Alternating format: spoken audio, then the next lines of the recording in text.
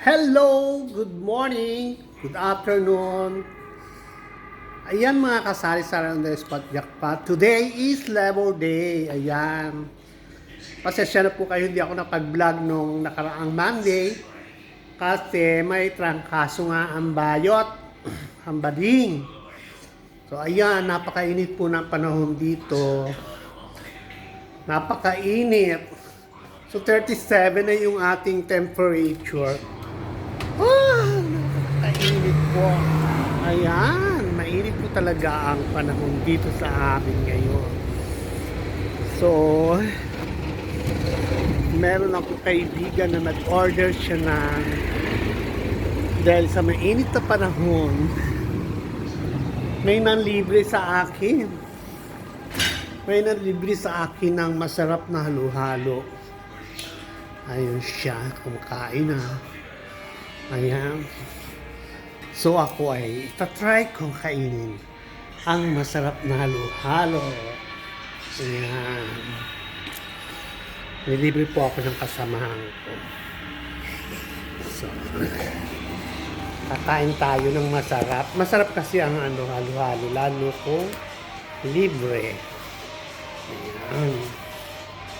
Yun po ang sikreto ng masarap na halo-halo. Tatry natin. Ayan ang itsura niya. Hinahanap ko ito nung last kong day off. Hindi ko nakita yung binibilan na ito. So may patsa rin siya ditong ice cream sa ibabaw.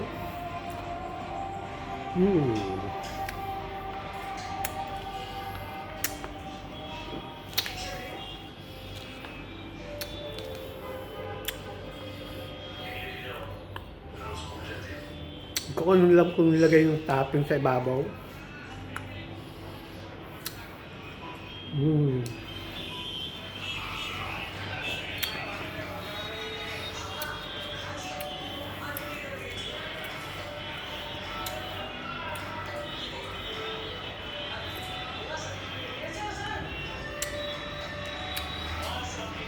Lasong halo-halo sa Pinas. Masarap. I-rate ko siya sa 1 to 10. Ano siya? 9.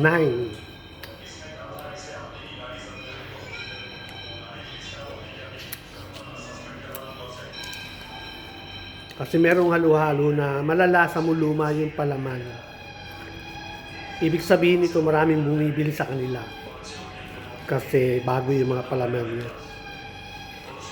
Kasi pag yung palaman ay luma na, wala silang clients.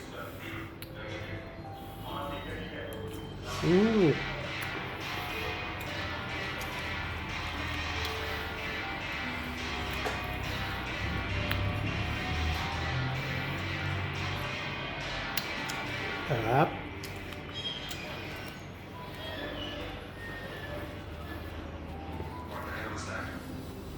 Ayan, nahalukay ko na nga ilalim. Kasi yung halo-halo, pag hindi mo kinuha doon sa ilalim, yung mga sarap.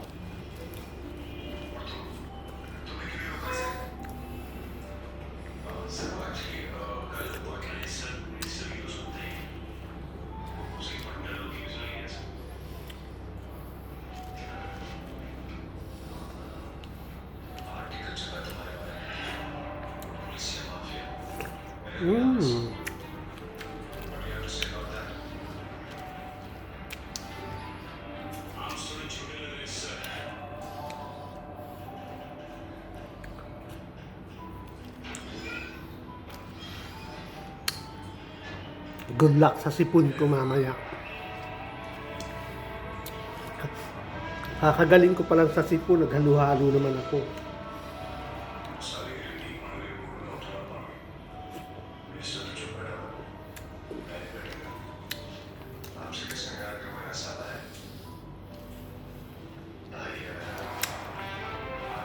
Ganun po talaga pag may lihim kang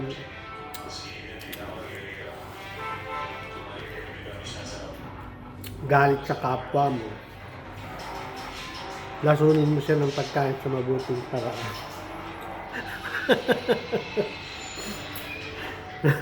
Joke.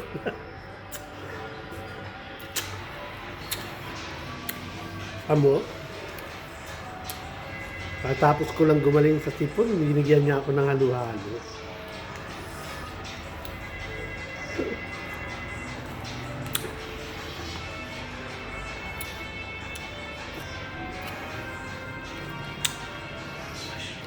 Mm.